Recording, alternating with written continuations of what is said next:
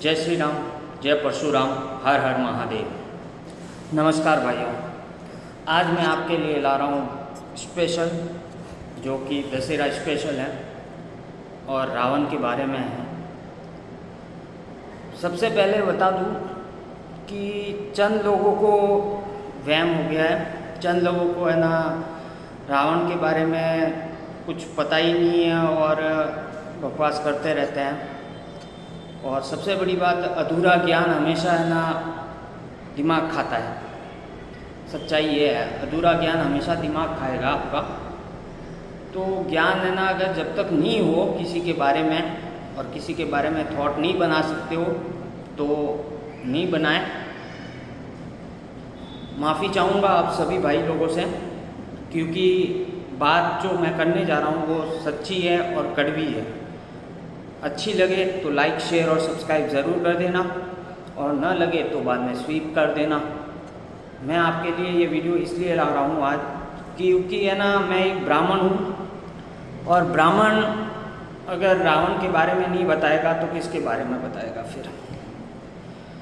क्योंकि दशहरा हर कोई मनाता है और हमेशा दशहरे के दिन रावण को जलाया जाता है। ठीक है, तो मैं ये बोलना चाह रहा हूँ कि रावण को क्यों जलाते हैं, पहले तो ये बता दो मुझे। कोई कमेंट करके ज़रूर बताना मेरे को कि रावण को क्यों जलाया जाता है। आप एक बताओ कि राम जी कौन थे, किसके अवतार थे? पता है? बहुत जनों को पता होगा, 99% लोगों को पता होगा कि विष्णु जी के अवतार थे राम जी। ठीक है, तो और जब रावण की बात आई तो अब मैं रावण के बारे में बोलता हूँ। रावण एक ब्राह्मण का पुत्र था। उसकी माँ जो जरूर राक्षसनी थी, मगर राक्षसनी ने एक ऋषि से है ना शादी की थी, तो उसका पुत्र ही रावण था, तो वो ब्राह्मण कहलाया जाता है, ब्राह्मण का पुत्र कहलाया जाता है। मानता हूँ उसके कर्म राक्षसों जैसे थे, मगर उसके अंदर जो ज्ञान था, चारों वेदों का ज्ञान, उससे ज़्यादा शक्तिशाली, उससे ज़्यादा महत्वाकांक्षी कोई नहीं था। उसमें जो बल था शायद किसी के पास हो। उसने भगवान शनिदेव को अपने अंगूठे के नीचे दबा दिया था। यह है ब्राह्मण की सही और बात है जो मैं करना चाह रहा हूँ। रावण की जो है तो उसकी जो क्षमता थी, वो क्षमता के बारे में बता रहा हूँ। उसके है ना अंदर जो ज्ञान था, उस ज्ञान के बारे में बता रहा हूँ मैं आपको। उसने अपने पुत्र की रक्षा के लिए, उसके पुत्र के कुंडली में मृत्यु योग जो है ना लिखा हुआ था, उसने शनिदेव को अपने अंगूठे के नीचे दबाया। क्योंकि इसलिए दबाया उसने जिससे कि वो अपने पुत्र की रक्षा कर सके। उसके अंदर जो ज्ञान था, सक्षम था वो ज्ञान का। एक बार ऐसा भी हुआ था जब उसने भोलेनाथ की तपस्या की और उसे वरदान मिला। उसे वरदान में ये मांगा कि हे भोलेनाथ, मुझे आपको है ना अपने घर में विराजमान करना है। क्या कहा उसने? ये कहा कि मुझे आपको अपने घर में विराजमान करना है, आपके लिंग को या अपने घर में विराजमान करना है। मैं आपको यहाँ से अपने घर ले जाना चाहता हूँ।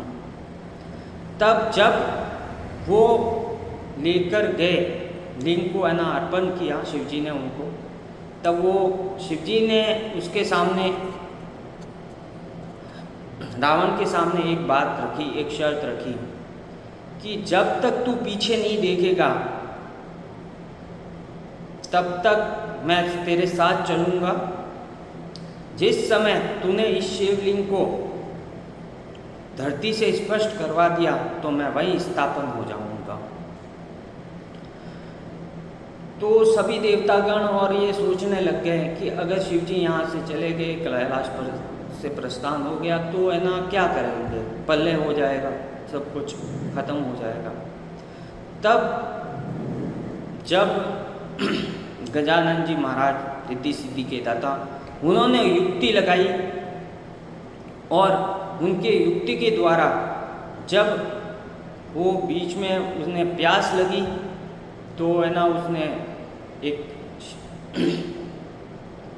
गडेरिया का रूप लेकर गजानन जी ने उनके सामने आए और उनसे कहा कि भाई तू मेरे को है ना ये 5 मिनट के लिए जो है इसके हाथ में रख ले आप, और मैं है ना थोड़ा पानी पी लूँ और वो कर लूँ। तो बोले ठीक है। तो वो शिवलिंग को उसने हाथ में रखा और उसने गजानन जी ने महाराज ने तो हाथ में रखा। उसके बाद जब रावण गया अपने क्रियाक्रम के लिए, तब जाकर नहाने के लिए चला गया वो, और उसी समय गजानन महाराज प्रभु ने उस शिवलिंग को नीचे रख दिया। उसने कहा कि इसमें वज़न बहुत था। जब रावण आया तब कहा कि इसमें वज़न बहुत था, मुझसे नहीं उठाया गया, इसलिए मैंने शिवलिंग को यहाँ स्थापित कर दिया। और उन्होंने वो शिवलिंग वहीं स्थापित कर लिया और वहाँ से है ना वो पलायन हो गए। तो ये कहानी है, जब शिवलिंग को है ना रावण अपने साथ में ले जाता है, प्रभु भोलेनाथ को जब वो अपने साथ में ले जाते हैं तो उसके अंदर की शक्ति कितनी होगी, क्या होगा, वो आप ही सबको बताएंगे। ज्ञान उसके पास इतना था, बल भी इतना था, मगर उसके एक गलत अपनी बहन शूर्पणखा के कहने पर उसने एक गलत कदम उठाया और उस गलत कदम के कारण उसका विनाश हुआ। ब्राह्मण होने के नाते मैं कहना चाहता हूँ सभी को, अगर तुम राम हो तो रावण को जलाने का अधिकार है, अगर तुम राम हो तो रावण को जलाने का अधिकार है, वरना आजकल तो हर कोई रावण बन चुका है। आजकल हर कोई रावण बन चुका है। राम की कहाँ रह गया, सीता माँ कहाँ रह गई, कहाँ पवित्रता रह गई। रिश्तों में ही खनन हो रहा है, आजकल रिश्तों में ही खनन हो रहा है।